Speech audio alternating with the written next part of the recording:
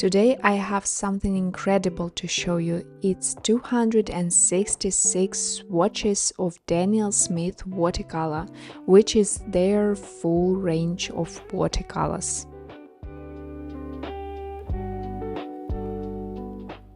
I actually got this full dot card when I attended a Daniel Smith presentation. It was such a cool experience. Not only did I get to see the whole production process explained, but I even had the chance to meet the CEO of the brand in person. And I thought it would be fun to go through all of these colors together. Dot cards are such a game changer if you are trying to choose new paints for your palette. With so many yellows, blues, reds, browns, it's impossible to know which ones you'll actually love until you see them on paper. If you want to try it too, I've left a link in the description where you can grab this dot card yourself. You can also find scans of all the pages with swatches on my Patreon by the link below. Alright, let's dive in, starting with the yellow shades.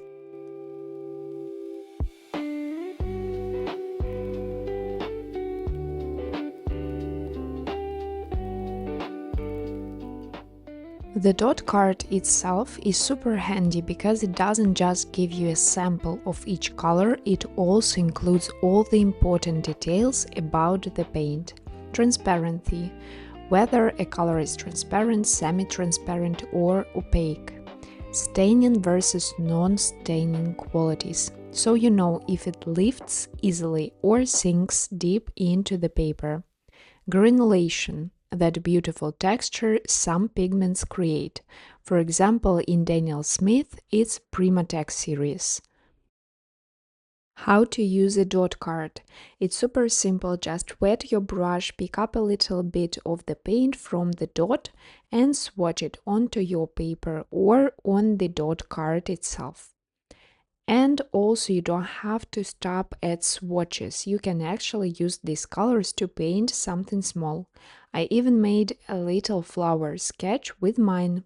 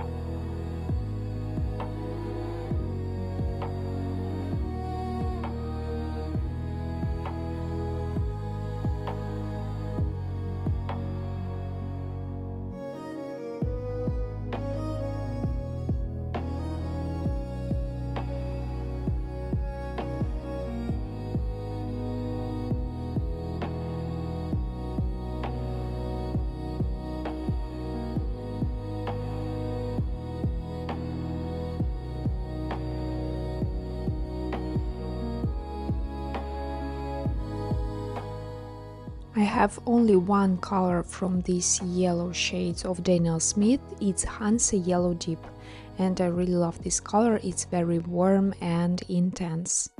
If you have any of these colors, let me know in the comments if you use a lot one of these yellow shades.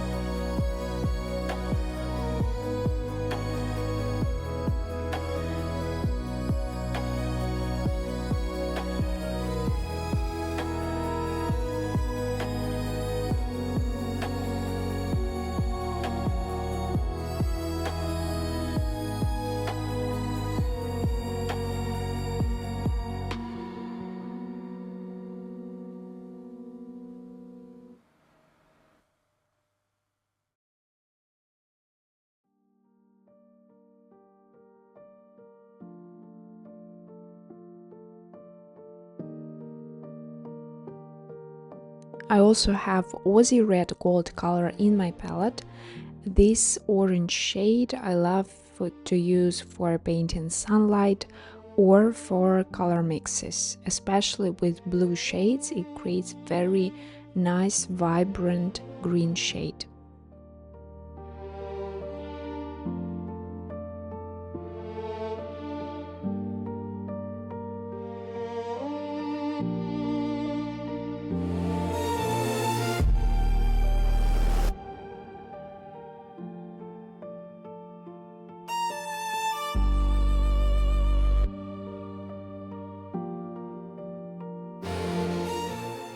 So we already moved to orange shades and now we are testing them, slowly moving to the red shades.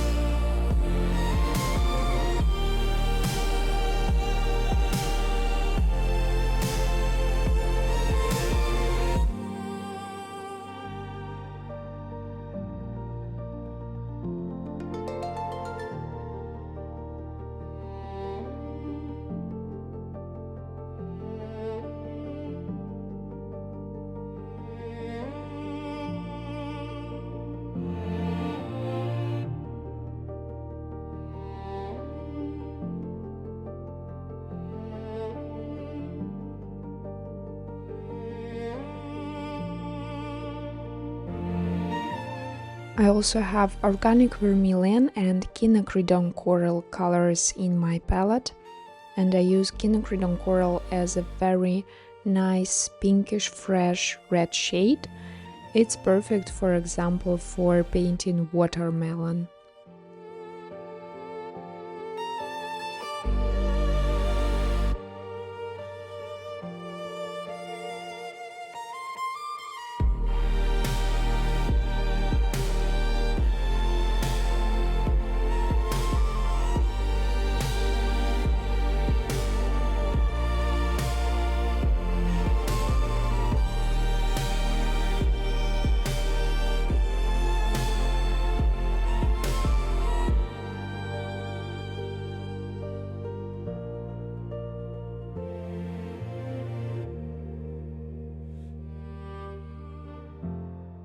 Pearl Scarlet is a very interesting deep red shade. All the scarlet hues have orange undertone and they are semi-transparent.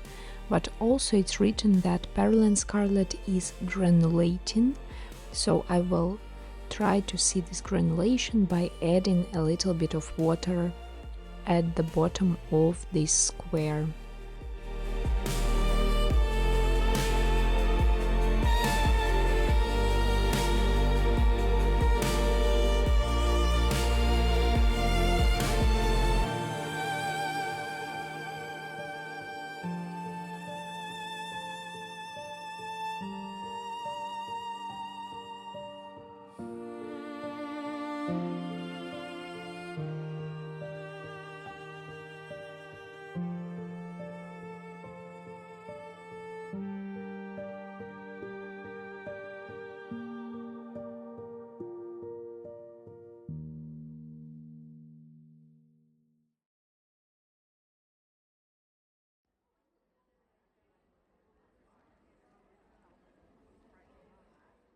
The first page of color swatches is done and we are moving to continue swatching the red shades.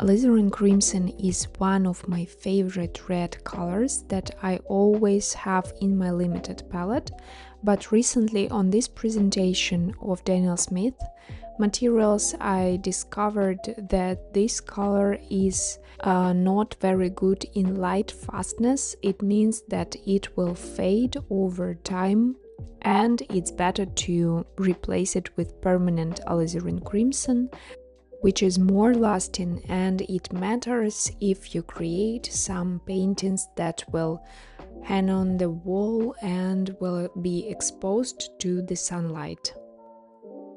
Rhodonite Genuine is a Primatek color, which means that it's derived from the gemstone, and I actually have it in my palette, and on this presentation I discovered that it's one of the most expensive colors in the Primatek series.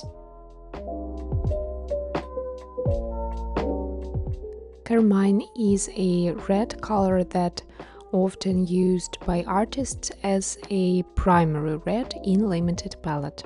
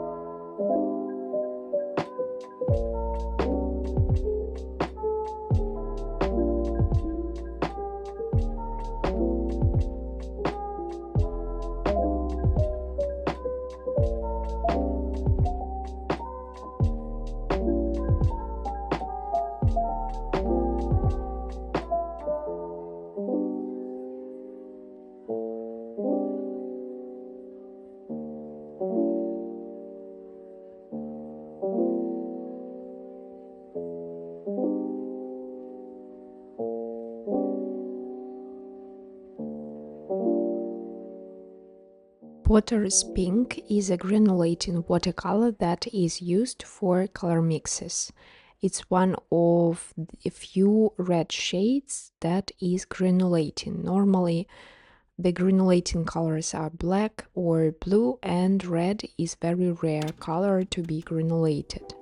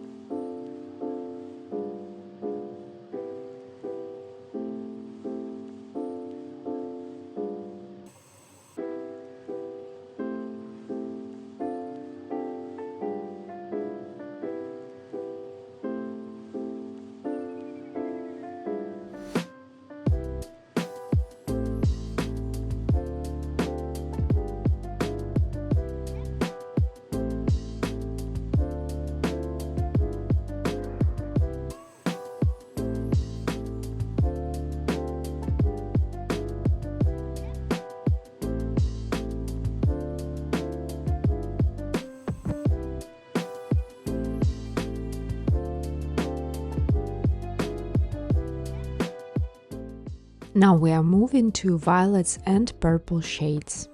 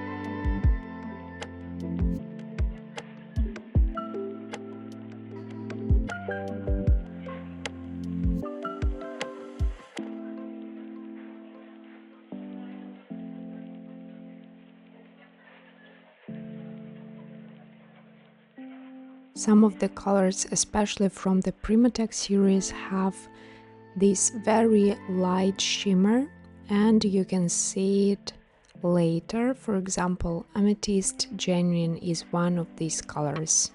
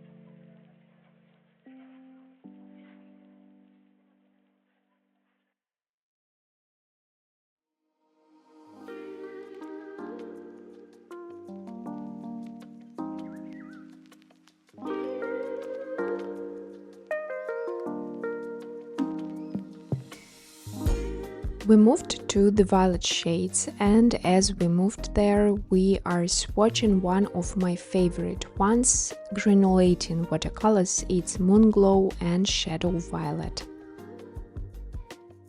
Indigo color is also a very interesting shade, which is perfect for painting a rainy sky, for example, but I don't have it in my palette.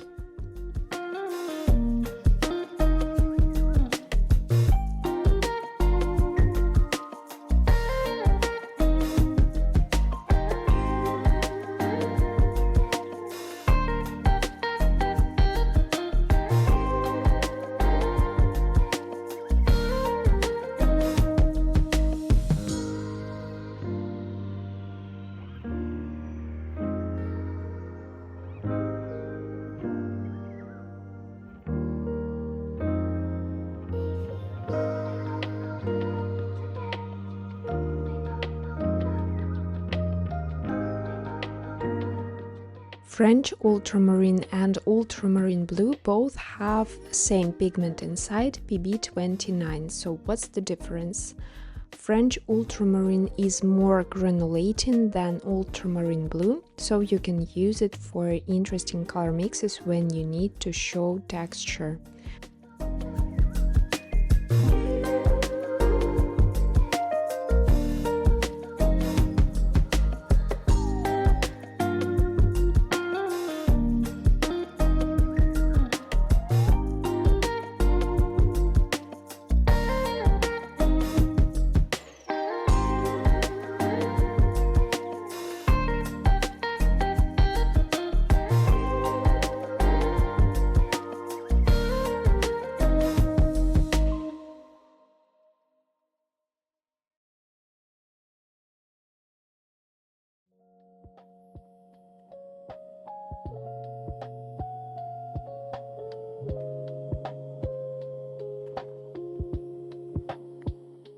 Lavender and King's Royal Blue are in my wish list, and I'm going to buy these colors because they are very nice blue shades with a little bit of purple that I can use in color mixes and for painting sky.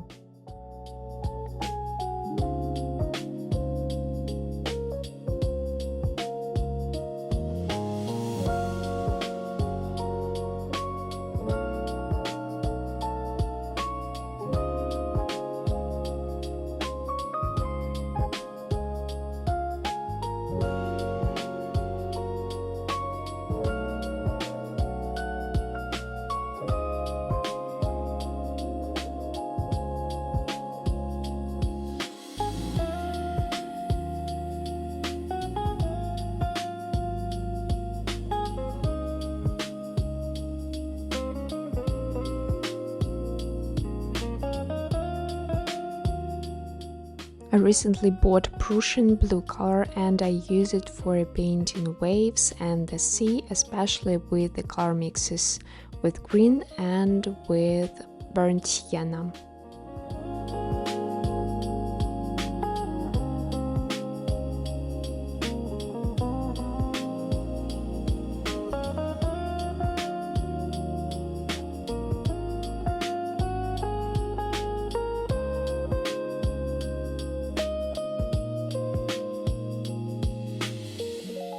Cerulean blue is often used for painting the sky, and you can see how different cerulean blue and cerulean blue chromium colors are. And this is where dot card come in handy. You can see how the colors actually look on the paper. I have in my palette cerulean blue chromium and manganese blue hue. It's very similar shades.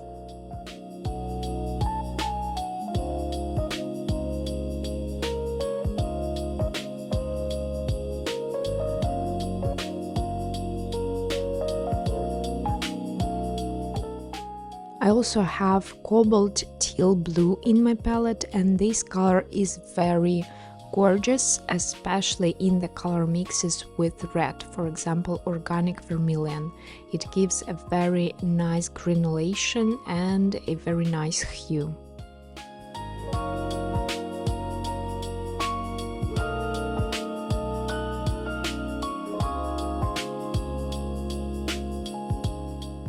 Sleeping Beauty Turquoise Genuine is one of the Primatek colors and it's similar to cobalt teal blue.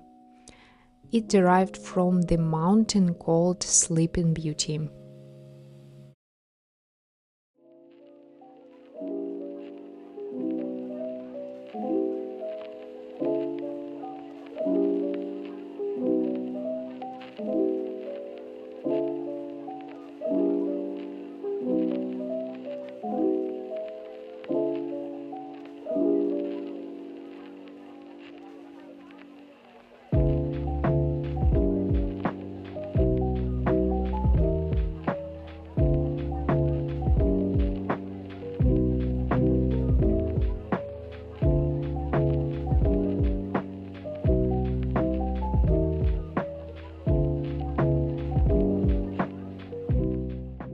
And we are done with the blue colors and we are moving to the green shades.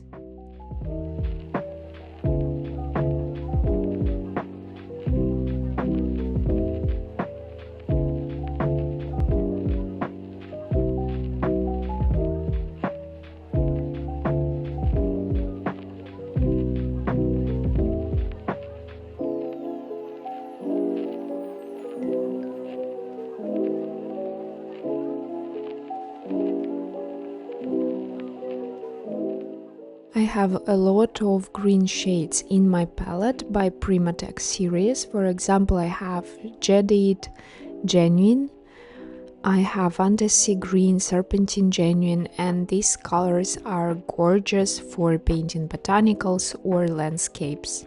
Also in my wish list is Viridian because it's very nice in color mixes and, for example, used for creating shadow violet color. Fantasy Green is one of the most popular green shades, I guess, and I have a video on my YouTube channel how to mix this color if you don't have it from other shades. And now we are moving to earthy tones like yellow ochre, burnt sienna, and so on. Recently bought a yellow ochre from Daniel Smith and actually I was disappointed because this yellow ochre has granulation and sometimes I don't need it.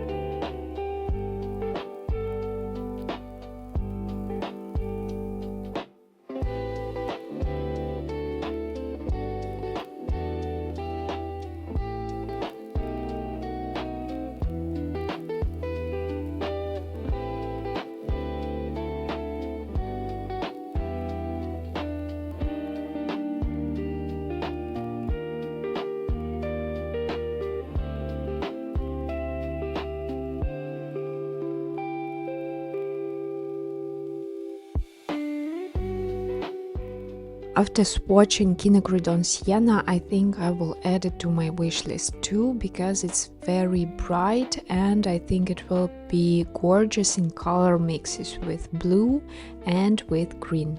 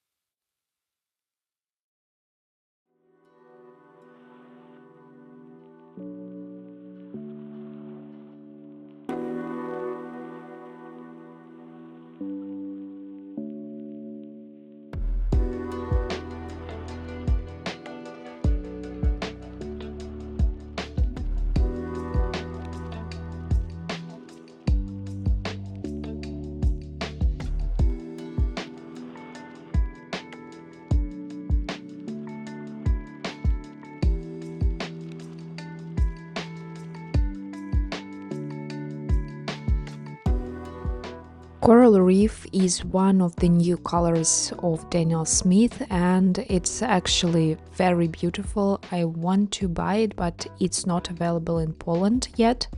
I think it will be gorgeous for mixing the skin tone. And I'm done with another page of color swatches. You see that Red Fuchsite Genuine is shimmering and all other colors are not. And still they look very gorgeous and have a lot of granulation. I swatched the rest of the brown shades in live on TikTok, so you can see the swatches of these colors in the scans on my Patreon for free. Just go by the link in the description. And now I'm moving to gray shades. And one thing about Daniel Smith gray shades, they have a lot of grays, which are discovered by different artists. Like the brand ambassadors, they have like Joseph Zbukvic, for example, and he has 3 different grays: warm gray, neutral gray, etc. Or Jane's Gray also is a unique color only in this brand.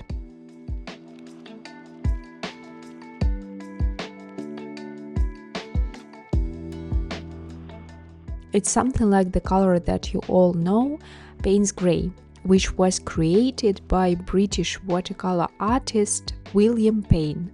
He developed the dark, cool grey color as a less intense alternative to pure black for his students, mixing it from blue and black pigments, sometimes with added yellow and red.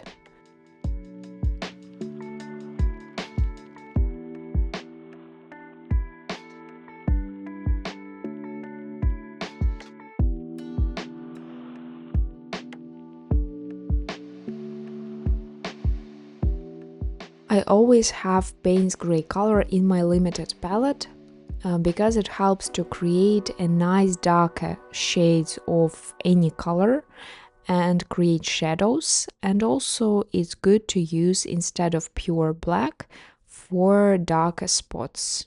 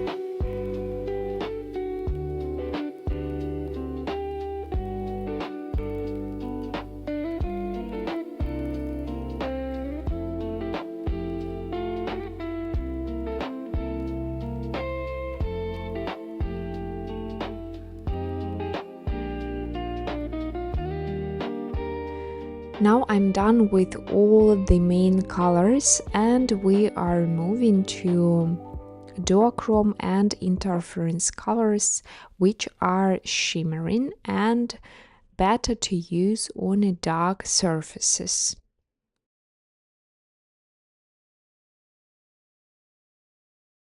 I started with Duochrome Green Pearl, which I applied on a full black square that I covered with ivory black, but I realized that it's better to swatch it on the half-filled square, so you can see how the color looks on the white paper and on the dark surface.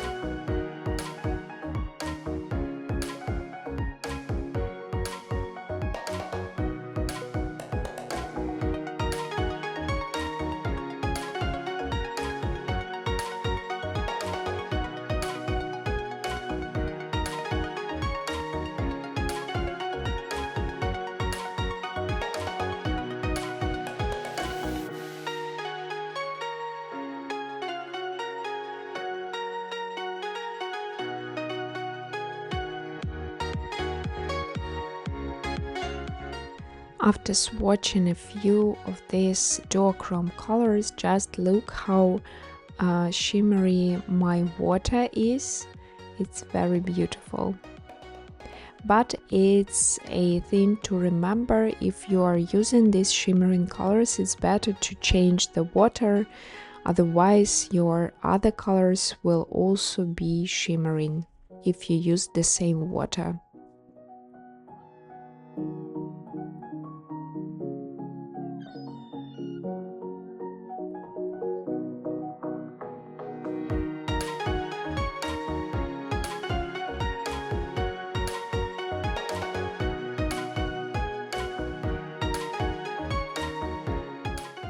I'm afraid that you hardly can see anything in this duochrome and interference palette, but I will share the final swatches and you will see how they look when they dried.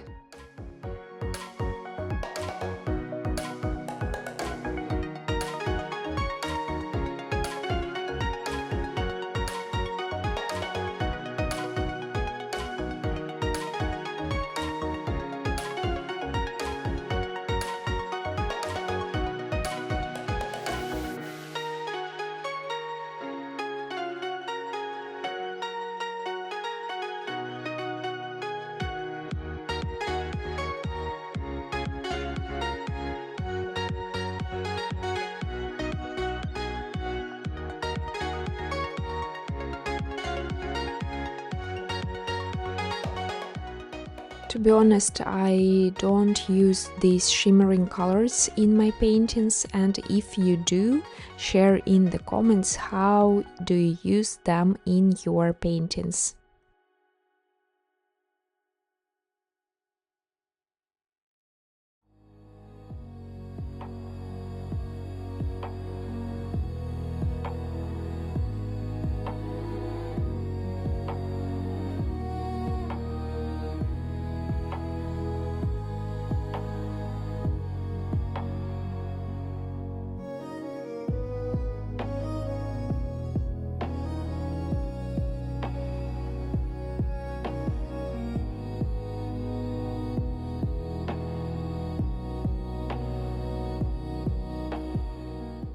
Once they dried, I think that you can better see how the colors look on the darker surface. Some of them have green shade, some of them have more bronze shade or even dark blue or turquoise.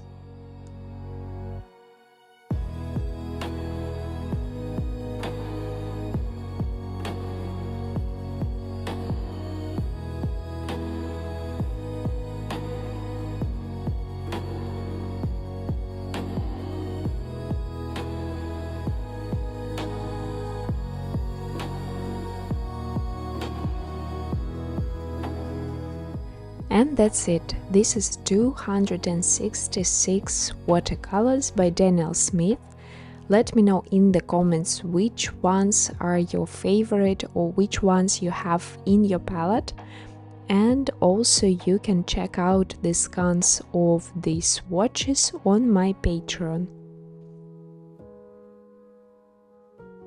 Subscribe to my channel to see more reviews on art materials, and also join my color mixing class on Skillshare to learn how to mix different shades using just limited palette.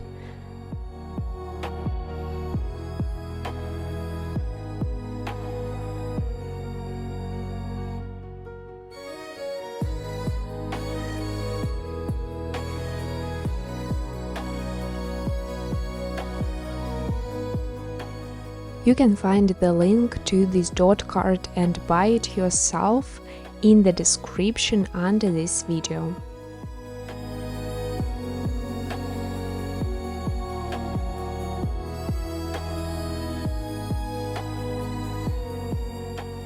Thank you for watching, and I hope to see you in my other videos.